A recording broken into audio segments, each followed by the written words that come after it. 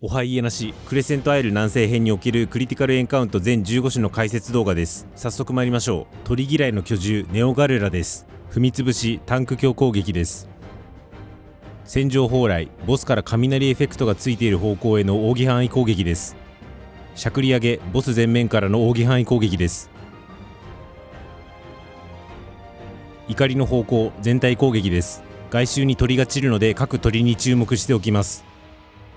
突進地ならしこの栄唱開始とともに外周の鳥のどこか1羽にびっくりマークがつきます。この後ボスがその鳥の方に突進しそこから巨大円範囲を発動させるのでびっくりマークがついている鳥と反対方向に行きましょう。なおボスから鳥へ突進する直線上にもダメージ判定があるので間を横切らないようにしましょう。さらに雷の扇範囲も同時に発動するので扇範囲の放射先にも乗らないようにしましょう。再び全体攻撃です。この栄唱開始時点ですでに鳥が1羽マップ外周のどこかにいるので確認しておきます。突進しゃくり上げ同じくボスが鳥に突進した後今度はボスが鳥の進行方向に扇範囲攻撃をします。対処方法としてはまず鳥とボスと自分が一直線上になるようボスのすぐ後ろに張り付きます。繰り返しですけれどもボスにくっついていると多分突進で被弾するのでくっつかないようにしましょう。またボスより大きく後ろに立ってしまうとこの後の動きがきついのでぴったり後ろがおすすめです。そしてボスが突進し始めます。そしたら鳥が左右どちらへ動いているか注目し動いている方向と逆方向へ全力ダッシュします。扇範囲をギリギリ回避できます。これで OK です。カライ竜左右がアンチになるのでそっちに避難し雷の扇範囲を回避する立ち位置に移動します。その後逆に今度は中央に移動するのですが中央1列のうちどっちかに距離減衰の予兆が発生します。予兆が発生していない方向に全力ダッシュしましょう。距離の取り方が中途半端だと即死するので注意です。最後に雷扇範囲が来るので回避します。これで OK です。再び鳥への突進プラス巨大円範囲ですが今度は3連発できます。一発目のアンチへ駆け込んだらすでに2羽目の鳥にびっくりマークがついているので確認しすぐに移動できるようにしましょう。3羽目も同様です。それぞれボスと鳥の間に立たないように注意しましょう。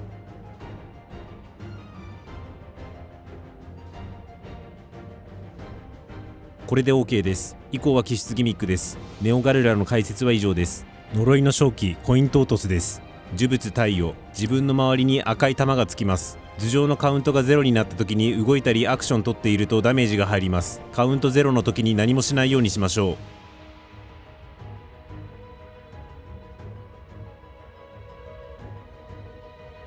呪いの宝物というデバフが解除されれば行動して OK です。同じ流れで今度は青い玉がつきます。逆にカウント0の時に移動していないと氷付きにされるので動き続けていましょ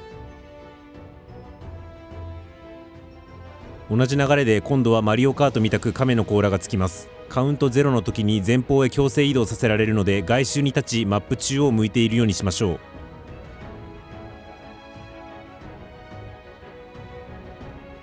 商品指定今ご紹介された3つの銃のうち1つと線でつながります。今回私は青とつながりました。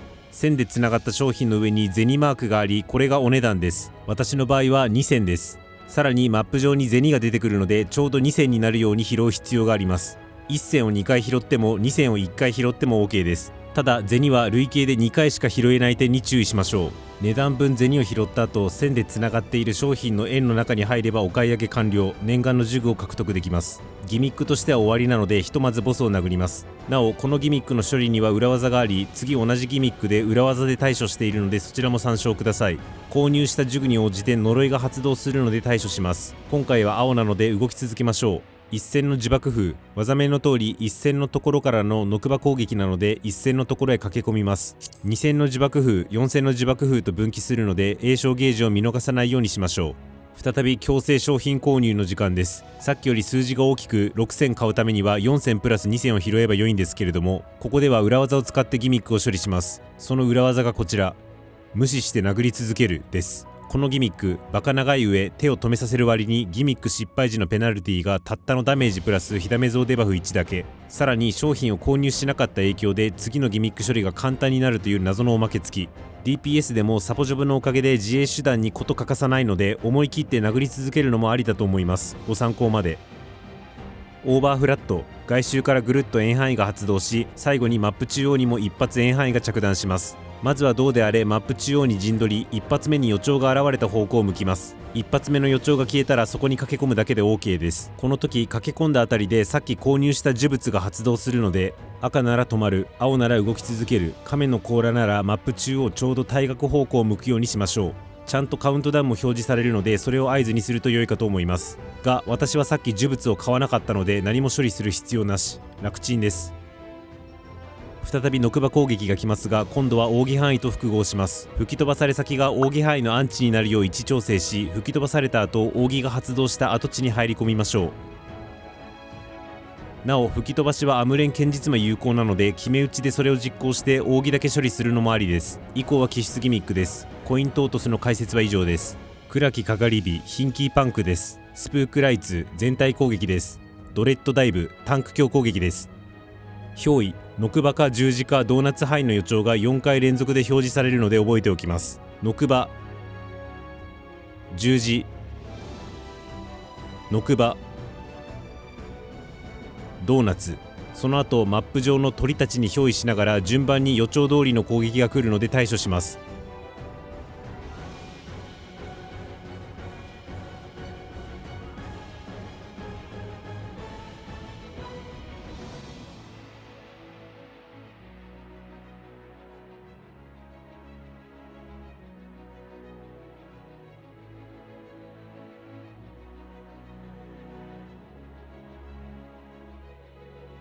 分霊、4回連続で予兆が表示されるのは同じですが、今回は2つの鳥に分かれており、片方の鳥、もう片方の鳥、片方の鳥、もう片方の鳥の順で予兆が表示されます。必ず交互に表示されるので、とりあえず最初の予兆がどっちの鳥から出てきたかだけ絶対覚えておきます。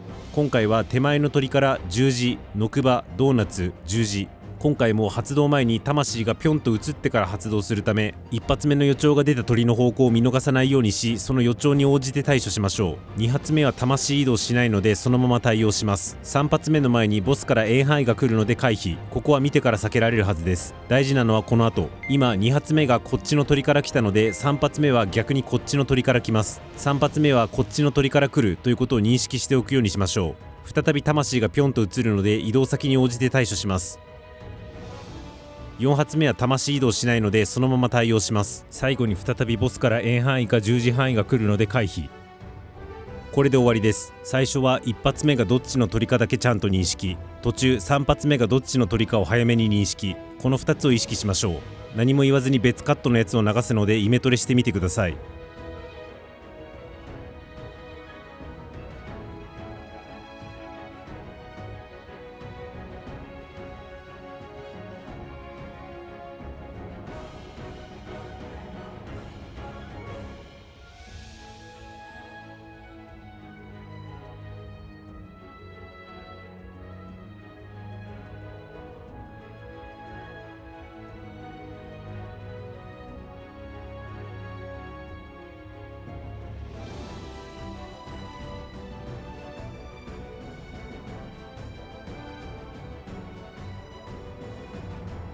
この他は気質ギミックです。ヒンキーパンクの解説は以上です。復元された獅子像リペアドライオンです。ブライトノイズ全体攻撃です。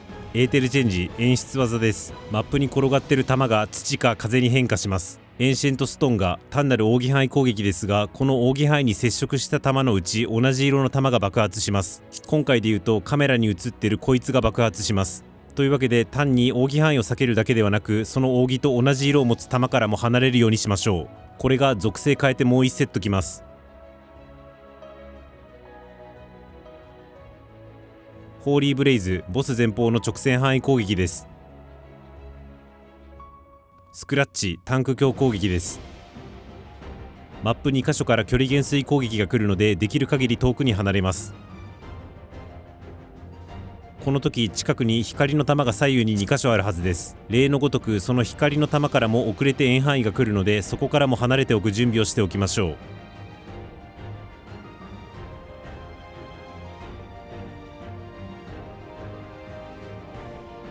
今話した仕組みのやつが2つの属性同時に3段階に分けてやってきます。一見ややこしそうですけれども、実はコツさえつかめば簡単です。まず風と土どっちでもいいので、一発目の扇の隣に寄り添います。寄り添う時はちょっと怖いですが、2発目の扇側に寄り添っとくと後々楽です。1発目の扇の上には扇の色と同じ色の玉が必ず1個内側か外側にあるはずです。今回は玉が内側にあるので、そうしたら外側ら辺に寄り添っておきます。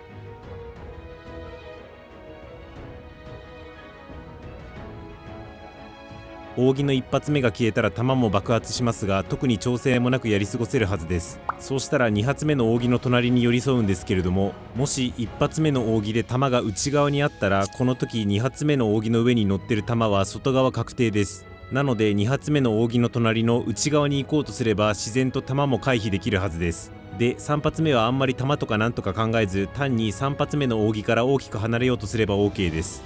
これがもう1セットきます。同じ要領で避ければ OK で、1発目の扇同じ色の玉が乗ってるのは外側なので内側の隣で待機。2発目の扇同じ色の玉が乗ってるのは今度絶対内側なので、1発目を避けたら2発目の扇の外側の隣に寄ろうとすれば大丈夫。3発目は単に扇から大きく離れようとすれば OK。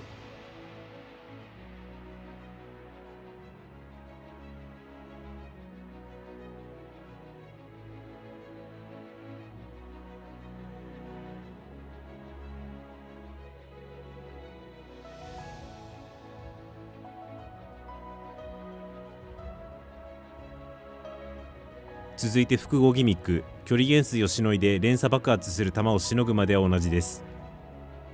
ここから再び扇範囲が発生しますが、今度は弾の色が片面ともう片面で偏っています。今回風の扇範囲なので、風の玉側は全部潰れるため、土の玉側に避けないと被弾するので注意しましょう。同じことが今度土側にも起きるので、扇を避けるだけではなく土の玉からも離れるように避けましょう。以降は気質ギミックです。リペアドライオンの解説は以上です。石造りの守護騎士たちです。まずは石像たちをタコ殴りにします。第一連携砲、対処方法がシンプルすぎるのでそこだけ伝えて終わりにします。1本目を眺めます。2本目が出たら角に立ちます。消えたところに入ります。終わりです。続いてマップ中央に1発目の円範囲が発生し、2発目以降は外周時計または半時計に円範囲が展開されます。大事なのは2発目の円範囲なのでここに注目します。その上で3発目以降時計回りに回ったら自分たちは半時計側に退避します。あとは2発目の AOE が消えたらそこに駆け込むだけ。これで OK です。この後石像をタコ殴りにしますが、その間に無栄翔のうざったい全体攻撃が4回ぐらい来るので、前段でギミック処理ミスった人は HP をケアしましょう。第2連携檻、これも簡単なので対処方法だけ。左に青、右が赤が並ぶように立ちます。道なりにまっすぐ進みます。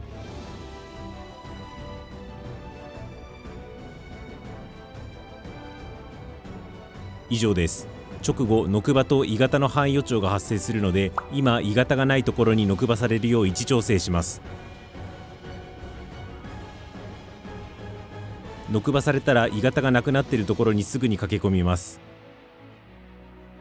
これで OK です。なおノクバはアムレン堅実魔有効なので鋳型の回避だけに注力するのもありです。かったるい全体攻撃に注意しつつ雑魚を殴ります。第3連携殴る、全クリティカルエンカウントの中で私が一番苦手なギミックです。一方向から円範囲が連続で押し寄せてくるのと、左右からも円範囲が発生し押し寄せてきます。正直あんまり自信ないんですけれども、私がいろいろ試行錯誤して見出した避け方を説明します。まず矢印が出ている方向を北に向けます。次に左右に互い違いに配置された石像が AOE 出してるかと思うんですけれども、その中の奥から2番目の石像の近くに接近します。この石像の AOE をやり過ごします。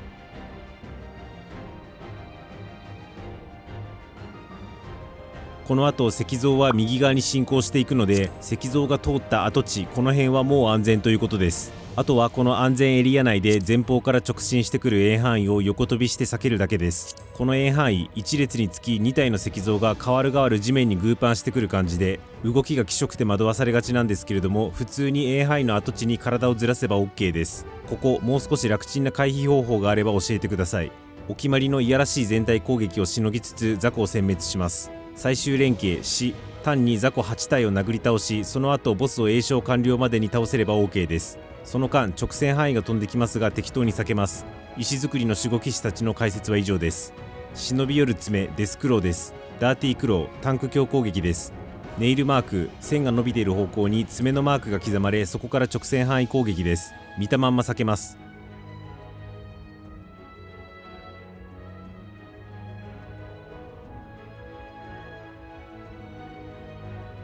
ホリゾンタルダブルネイル、ボスの左右に扇範囲後、前方に扇範囲が来ます。竹差を参考にボス前後へ移動後、一発目の扇発動直後すぐに左右へ移動しましょう。ここはバーチカルダブルネイルと分岐します。この場合は逆に前後から扇が発生するので注意しましょう。ここで床の一方向に爪のマークが発生します。パニッシングオーダー、爪のマークからマップ中央側へ扇範囲攻撃です。爪のマークの横とか後ろあたりにいるようにしましょう。邪気の強振、継続ダメージ付きの全体攻撃です。なぜかここの継続ダメージが妙に痛いです。特にソロでプレイしている方は HP に注意しましょう。トリプルマーク、先ほど来た攻撃の3セット版です。1セット目のアンチへ駆け込みつつ、特に2セット目のアンチがどの列かちゃんと見るようにしましょう。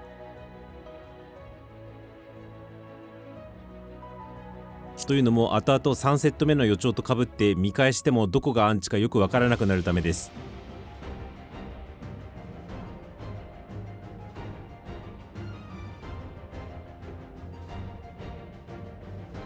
ここで爪のマークが十字状に発生します。その後2つのマークがさらに青黒く光ります。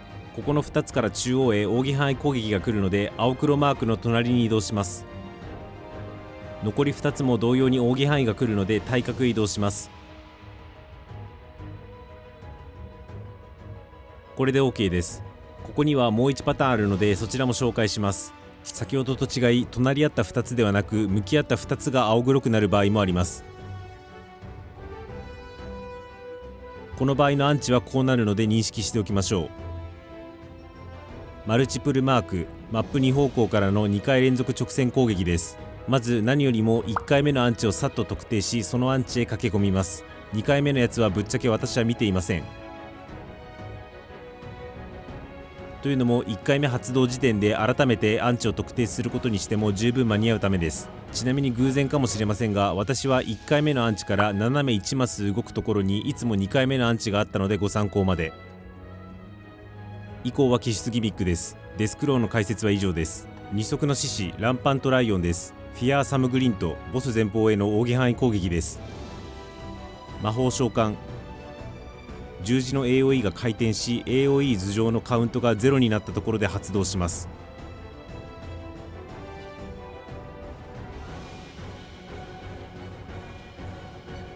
これが繰り返されます。正直慣れるしかないギミックではあるんですけれども、私が意識していることだけ共有します。5秒ぐらい前から AOE が赤く変化するんですけれども、赤いと赤くないではいつ発動しそうか結局よくわからないので私は見ていません。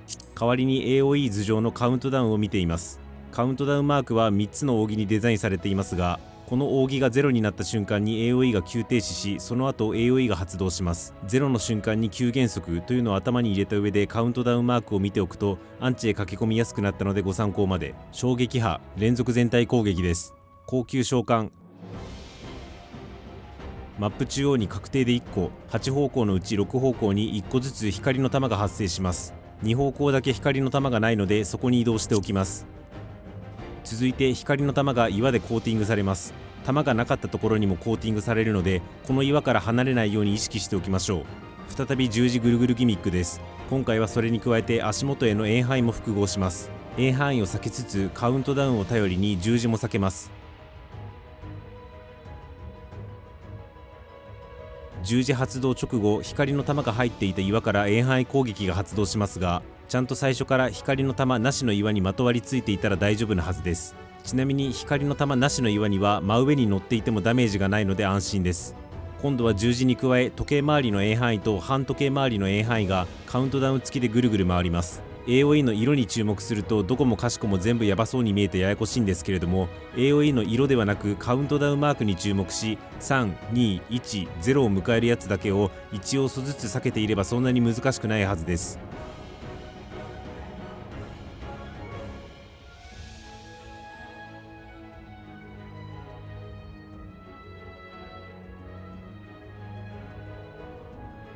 以降は気質ギミックです。ランパントライオンの解説は以上です。黒の連隊です。まずは黒チョコボたちをタコ殴りにします。黒チョコボが外周4方向から突進してきます。必ず図のようなアンチになり、マップを 4×4 マスに分けた時、中央4マスのうち1マスだけが必ずアンチになります。また1マスアンチが分かると、そこから1マスだけ飛び石したマスが絶対アンチになるので、1マスアンチが分かると必然的に他3マスのアンチの形も分かるのが特徴です。これを念頭にうまいこと避けます。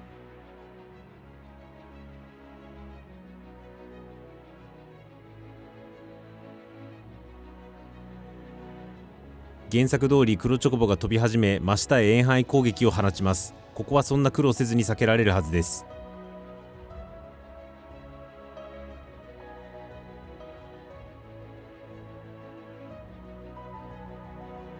避けつつ残存している黒チョコボを殴ります。親玉が現れるので以降こいつを殴ります。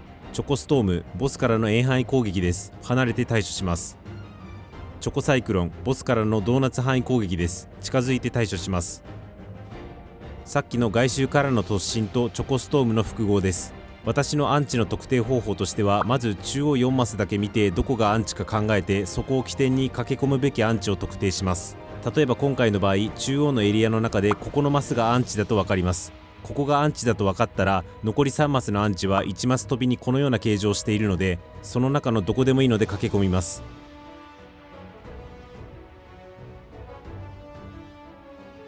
これで OK です。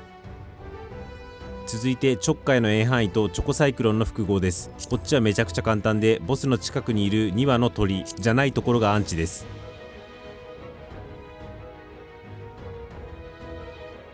これで OK です。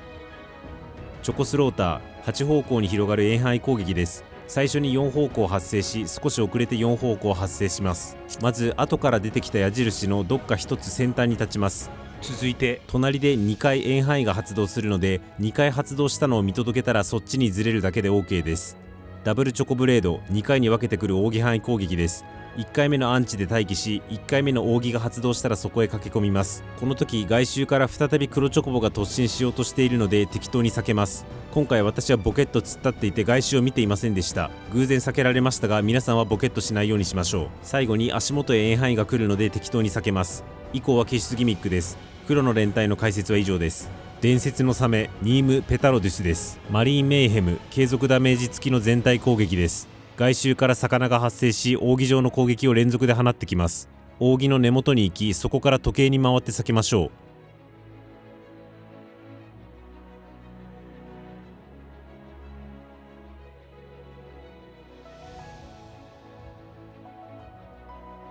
飛び込み、ボスが一時的にいなくなり、代わりに雑魚が3体出現するので倒します。この間、ボスがマップ3カ所に順番に予兆を発生させます。そこから順番に巨大遠範囲が来るので避けましょう。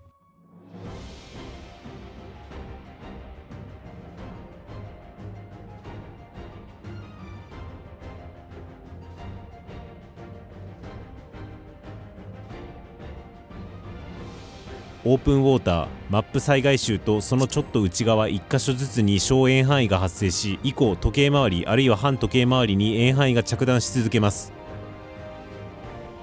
この状態で冒頭に来た扇範囲を避ける必要があります。対処方法としては、さっきと同じく最外周を扇の回転方向と同じ方向に走るだけです。その上で正面から小遠範囲がぶつかってこようとするので、それが見えたら少し内側に入り、小遠範囲を避けたらまた最外周に戻るだけ。これを繰り返していれば自然と避けられるはずです。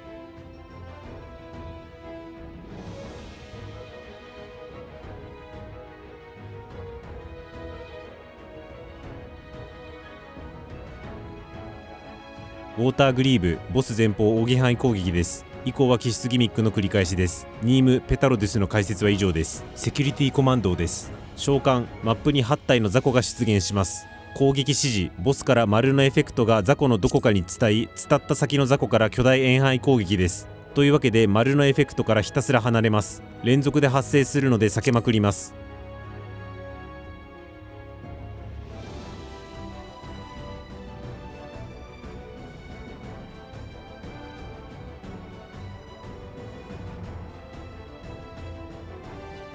続いて十字のエフェクトも発生します。お察しの通り伝った先から十字範囲なので避けます。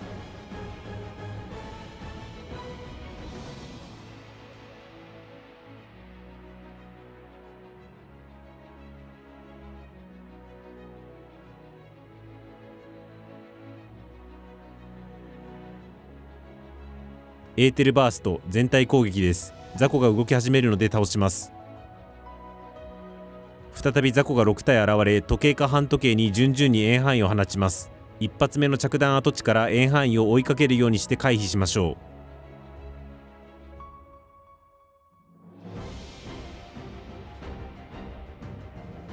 う。ここで雑魚が殴れるようになるので全員倒します。6体に対し3体ずつボスが自爆の命令を出すので、ボスからびっくりマークが伝っている3体を優先して倒しましょう。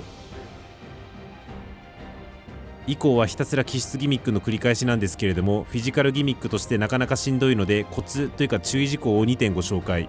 1点目、わけわからんところから丸や十字が出てくる場合があるので注意。例えばこのシーン、ここで2つ着弾したと思いきや、次のエフェクトがここから発生しています。必ずしもエフェクトは線を伝って流れていくわけではないので注意しましょう。注意2点目、マップ全体を見ようとわちゃわちゃカメラを動かしていると、今自分が戦闘開始時の向きと同じ方向を向いているのか、それとも斜め45度を向いているのかわからなくなってきます。言ってる意味がわからんがって思うかもなので、現物見せるとこちらのシーン、十字に対してアンチへ駆け込み一安心したと思ったら、十字が斜めに向いてきました。今回はたまたまセーフでしたが、もしここから十字が放射されていたら床を舐めていました。要は戦闘開始時の向きと同じ向きを向いているか、そこから斜め向いちゃってるかが分かってないと、十字が発動するときに十字に来るのか×字に来るのかわけわからなくなるので混乱しやすいということです。斜め向いちゃってるときは石畳の模様も斜めになっちゃってるので、石畳の模様が常にまっすぐ向いているようカメラを調整しておくと安定するかと思います。という注意事項2点をご説明した上で、特に解説なく丸と十字攻撃のギミックを一旦通しで流します。ノーミスでできそうかイメトレしてみてください。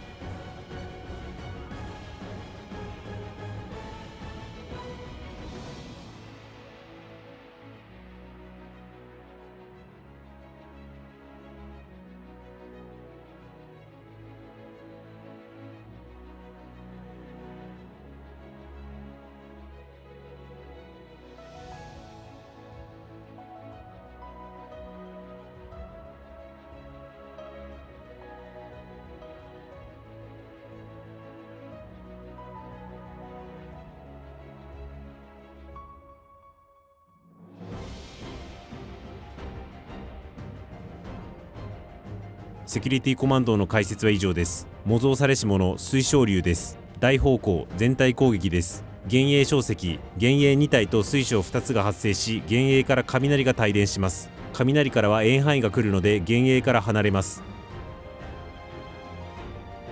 幻影からの円範囲を被弾した水晶が多分共鳴とか何とかしたのか帯電し、いかにも円範囲を放ってきそうな感じになるので、水晶からも大きく離れましょう。ここは AOE も発生しない上範囲も広いので注意です。似た攻撃が来ますが、今度は風をまとい始めます。風からはドーナツ範囲が来るので逆に足元へ行きましょう。続いて水晶からもドーナツ範囲が来るので足元へ行きましょう。再び同じような攻撃が来ます。ここは雷か風かランダムなので、エフェクトに応じて幻影に近づくか離れましょう。アンチへ駆け込んだらマップ中央にある水晶の足元に注目。この色と同じ色のところに水晶が転移され、再び水晶から同じ属性の攻撃が来ます。今回は風、つまりドーナツ範囲なので、水晶の転移先に駆け込もうと心構えておきましょう。これで OK です。小石生成、マップがリング上に分割されます。ボス足元含め4区画に分かれます。ボス足元の区画はこの後絶対アンチにならないので一旦無視して残り3区画だけ意識します。さらにマップ上に現れた水晶に1と2が番号付けられます。この番号順に水晶が暴れ、水晶と同じリングの床全体にダメージが発生します。例えば水晶1番の場合、内側と真ん中の区画に水晶1番が置いてあるので、一番外側の区画がアンチです。一方水晶2番は外側と真ん中の区画に置いてあるので、一番内側がアンチです。リング上3区画のうち必ずどこか1区画しかアンチにならない。同じリングがアンチになることはない。この2つを覚えておくというでしょう。小石生成、同じ攻撃ですけれども今度は1番から3番まで番号付けられます。ややこしいですがコツさえつかめば意外と簡単です。まず1番のアンチは頑張って特定します。ボス足元を除いた3箇所のうちどれか1箇所がアンチということが分かっていれば大したことはありません。今回は外アンチでした。1番の外アンチに立ったらその位置のまま2番のアンチを特定します。アンチは真ん中か内側の2択に絞られるはずなので頑張って特定します。今回は真ん中アンチでした。そしたら外アンチ真ん中アンチと来ているので3番のアンチは内アンチで確定です。3番目の水晶は見る必要がありません。外真ん中内の順で動くだけです。これで OK です。以降は気質ギミックですけれども切れ目なく来るので一応等速で再生します。処理できそうかイメトレしてみてください。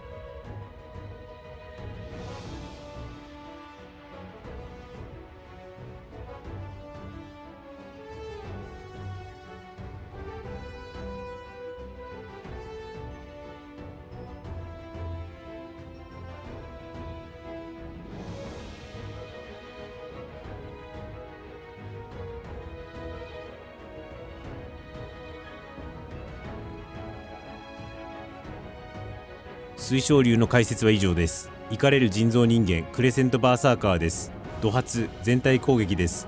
横なぎただのボス全面180度範囲攻撃です。斧を振りかぶってる方向がアンチというのが分かりやすいかと思います。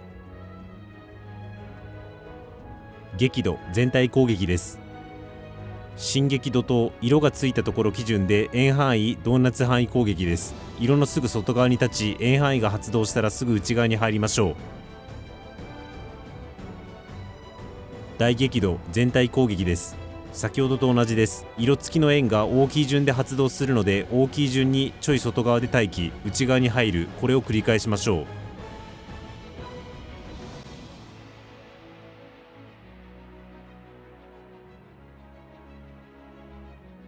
起煙怒涛マップ中央へ小円範囲攻撃です。その後マップから徐々に広がる円範囲 AOE が発生します。AOE が広がってるうちは乗ってもダメージ判定はなく広がりきって AOE が消えた時に乗ってるとダメージです。何はともあれここでボスからの180度範囲が同時に発生するためまずは一旦ボスの斧側のところへ移動しましょう。その後が大事で斧側に立ったら安心せず反面発動なんなら反面発動前ぐらいから今しがた爆発した跡地4箇所のどこかに駆け込みます。もちろん反面に巻き込まれない方向のアンチへ行きましょう。斧側に立った後に安心して次の動き出しが遅れマップ中央の AOE に巻き込まれる事故が多いので注意しましょう。同じ攻撃がもう2セット来るので対処します。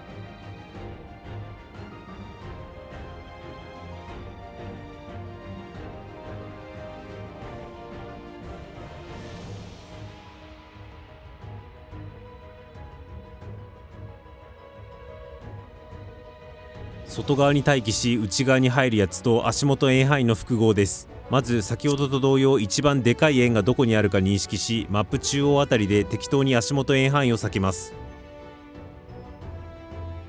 2回避けたらボスがでかい円に飛び込むのでそれを追いかける形で円に入ります。そしてここからが一番大変です。足元円範囲を一発避けてから2番目にでかい円に駆け込むだけなんですけれどもここの猶予時間が非常にシビアです。足元 AOE のここの部分に立ち AOE が発動したらすぐに2番目にでかい円へ駆け込みます。スプリント推奨です。3番目にでかい円も同じ要領で駆け込みます。ここもシビアなので頑張りましょう。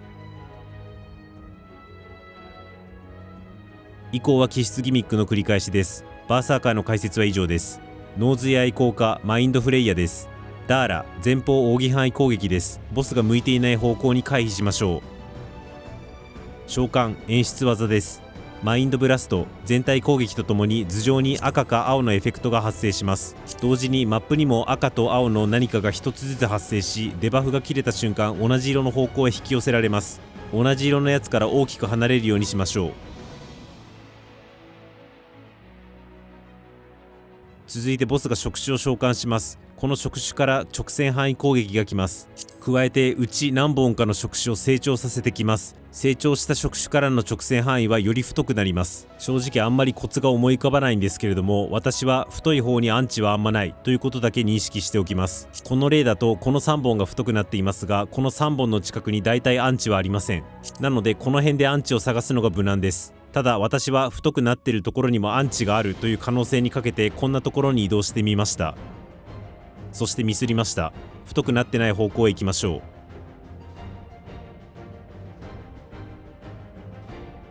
再び赤か青から離れる必要があります。今回は青から離れます。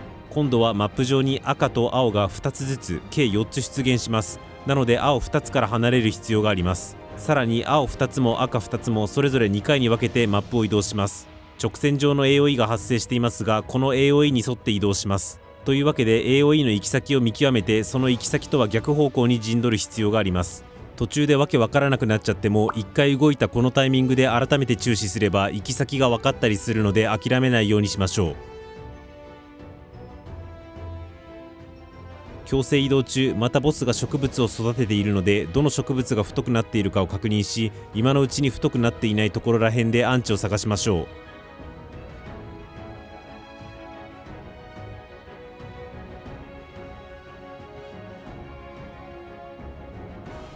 このようにマップ外に植物が生える場合もあります。この場合はこういう感じで潰れるので認識しておきましょう。以降はタンク強攻撃を除き気質ギミックの繰り返しです。マインドフレイヤーの解説は以上です。神秘の偶像ミシカルアイドルです。マネッセンボス前方扇範囲攻撃です。回復マップ1箇所に分身が出現します。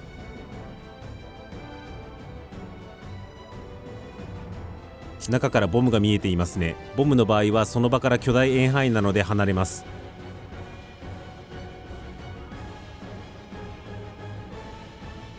続いて青い化け物が出てきました。この場合は前方扇範囲なので化け物の脇へ移動します。さらに剣が8方向に広がっている模様。この場合は8方向直線範囲なので剣先から外れたところに退避します。魔連球見たまんま円範囲攻撃が高速で2周きます。対処方法はシンプルで、ボス足元近くを除き1周目に着弾したところの中心が2周目のアンチになってるんですけれども、私はこの時まだ気づいていないので回避失敗しています。この後同じギミックで綺麗に回避できたカットがあるので、そちらで改めてご紹介します。魔爆発円範囲とタンク強が程よくつくので、いずれにせよ3回して対処します。再び序盤に出てきた3種類の敵が現れますが、今回は2体ずつ計8体順番に現れるのでややこしいです。試行回数が少ないので確実なことは言えないんですけれども、多分ご覧の順番で2体ずつ出てきます。次どこの攻撃が発動しそうかイメージする上での参考情報になればと思います。回避に際しては私の場合、赤いやつは敵、青いやつは味方というイメージでアンチを特定しています。赤いやつつまりボムは敵なので離れます。青いやつつまり人面のやつは味方なので近くに寄るという感じ。例えば今回のケースの1セット目、手前が青いやつなので味方というわけで近寄ります。ちなみに剣の場合はあまり気にしなくて OK です。なぜなら剣先の延長線上に立たないという対処方法は同じで、剣から近かろうが遠かろうがどうにでもなるからです。青いやつと赤いやつに応じて近づく離れるだけ間違えないようにしましょう。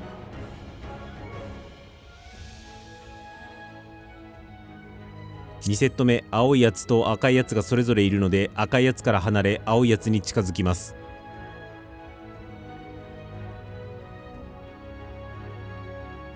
3セット目、青いやつに近づき剣は無視します。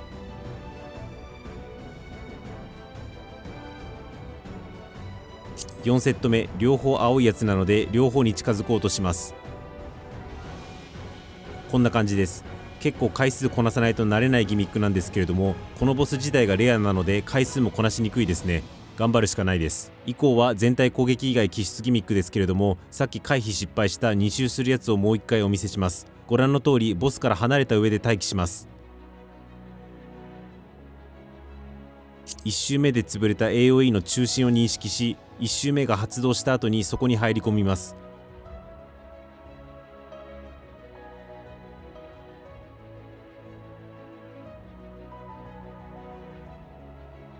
これで OK です。ミシカルアイドルの解説は以上です。封印大王黒いスターデーモンです。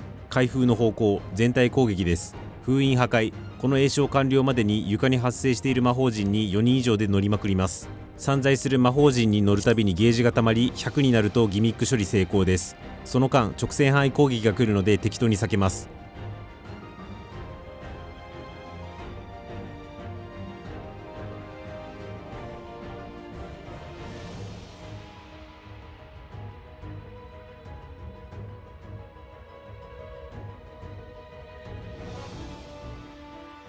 火球十字4箇所に火の玉が2個ずつ出現します。そこから巨大円範囲が発動します。最初に火の玉が現れなかった方で待機し、1セット目の火の玉が爆発したらそこへ駆け込みましょう。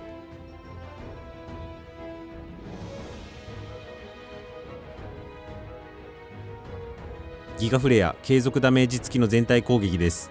タイダルブレス、ボスが向いている方向に扇範囲攻撃です。ボスの横か背後に移動しましょう。再び封印ギミックです。ただし床の AOE が扇範囲上に変わっているのでヨシナに回避しつつ対処します。ブレイジングフレア、火の玉自体は先ほどと同様です。加えて足元、時計回りと半時計回りに円範囲 AOE が繰り返し発生します。大したこと言えないんですけど、まずは1回目の火の玉のアンチに駆け込みます。そのアンチ内で適当に AOE をやり過ごします。1回目の火の玉が発動したら AOE の進行方向と同じ方向に沿う形で90度曲がり、2回目の火の玉を回避します。最後に再び扇範囲が来るので回避します。これで OK です。三度封印ギミックですけれども、地味に雑魚も2体発生しています。この雑魚をボスに近づく前に倒さないと全体へダメージが入るので、雑魚もしっかり倒しましょう。以降は気質ギミックです。全ボスの解説以上です。家なしララはファイナルファンタジー14のバトルコンテンツを世界一わかりやすく解説しています。この解説が役立ちましたらチャンネル登録よろしくお願いします。また攻略動画投稿時は X で速報しますので X のフォローもよろしくお願いします。さらに制作秘話やチャンネル運営の試行錯誤などあれこれメンバーシップで語っています。ご興味があればご参加ください。引き続き探検頑張ろうな。